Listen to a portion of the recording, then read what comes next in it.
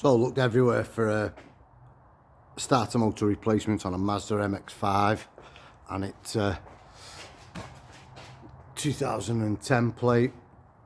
Really awkward. Only found a few videos on the internet, YouTube, etc, etc.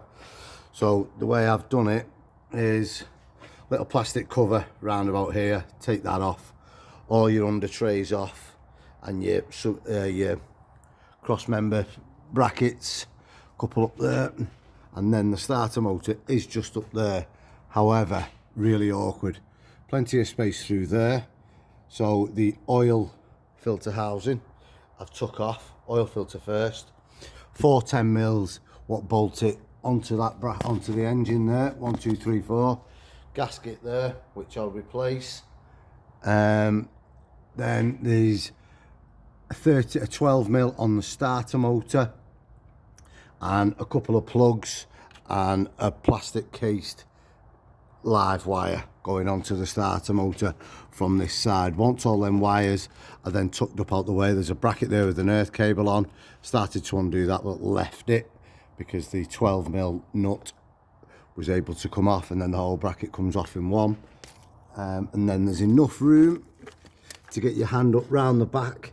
214 mils what all the starter motor in place, which are on dowels.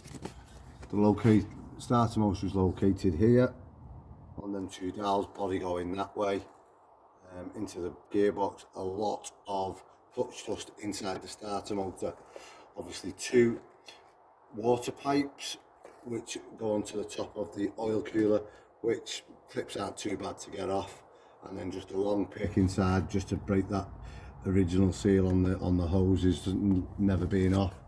Left that engine mounting on, plenty of room, and then the starter motor then comes out from this direction.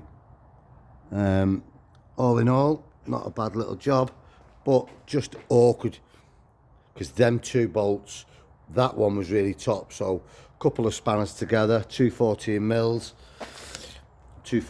spanners locked in, and a good push up. Managed to get the cracking off. Once you crack it off, hand over the top, and then just a couple of fingers like so on that bolt. Once they crack off, they come out really easy. New starter motor will go back in the same way, and then just everything back in reverse. Obviously disconnected the battery as well under the bonnet.